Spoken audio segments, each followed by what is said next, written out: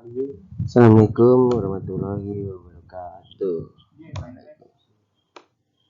Perkenalkan, nama saya Saiful Anam dari TS 21C Prodi Teknik Sipil. Kali ini kita akan membahas teknik pondasi. Pengertian teknik pondasi.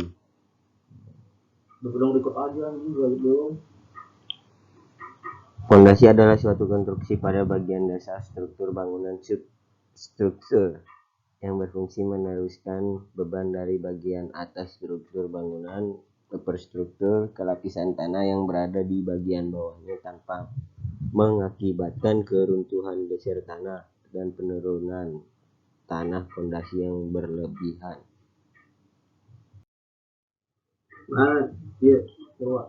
Adapun persyaratan yang menjadikan pondasi sebagai konstruksi yang baik dengan persyaratan sebagai berikut. 1. Dapat menyesuaikan terjadinya gerakan tanah, yaitu mengembang, menyusut atau tanah yang tidak stabil. 2. Cukup kuat untuk menghindari timbulnya patah geser tanah. 3. Dapat menahan gangguan unsur kimiawi. 4. Dapat menahan tekanan air yang dinamis.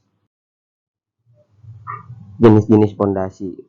Pondasi dalam. Pondasi dalam biasanya digunakan untuk bangunan yang berdiri di lokasi permukaan tanah tertentu. Selain itu, pondasi dalam ini juga dipasang dengan kedalaman lebih dari 3 meter ke dalam lapisan tanah.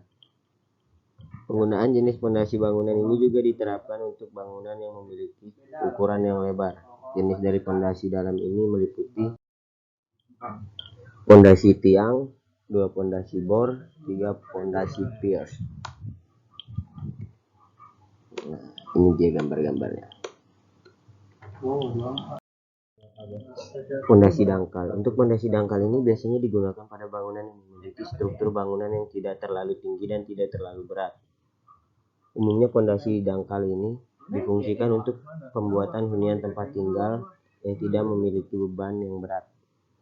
Penggunaan pondasi ini diterapkan di jenis tanah permukaan bersifat stabil. Untuk kedalaman pemasangannya juga tidak lebih dari 3 meter. Jenis dari pondasi dangkal meliputi pondasi memanjang, pondasi raf, pondasi sarang laba-laba, pondasi setempat, pondasi tapak. Macam-macam pondasi dalam. Pondasi tiang pancang. Pondasi tiang pancang merupakan salah satu jenis pondasi bangunan yang masuk dalam kategori pondasi dalam. Saat ini pondasi ini digunakan sebagai pondasi untuk pembangunan bangunan dalam skala kecil maupun besar. 2. Pondasi bor pile. Jenis pondasi dalam selanjutnya adalah pondasi bor pile. Pondasi bor pile merupakan sebuah pondasi yang memiliki bentuk layaknya sebuah tabung panjang yang kemudian ditancap ke dalam tanah. Biasanya jenis pondasi bangunan ini difungsikan untuk menjaga kestabilan bangunan bertingkat maupun bangunan yang berlokasi di area sekitar lereng.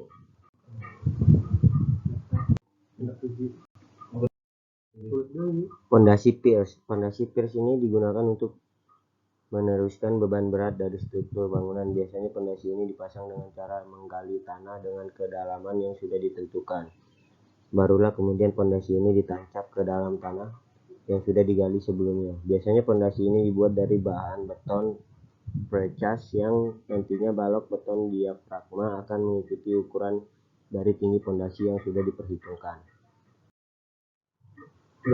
Macam-macam pondasi dangkal.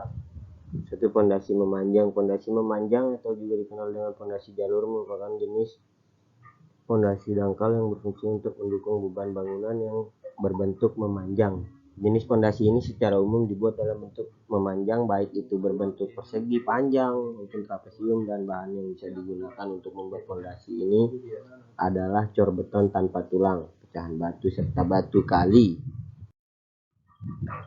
Pondasi raf.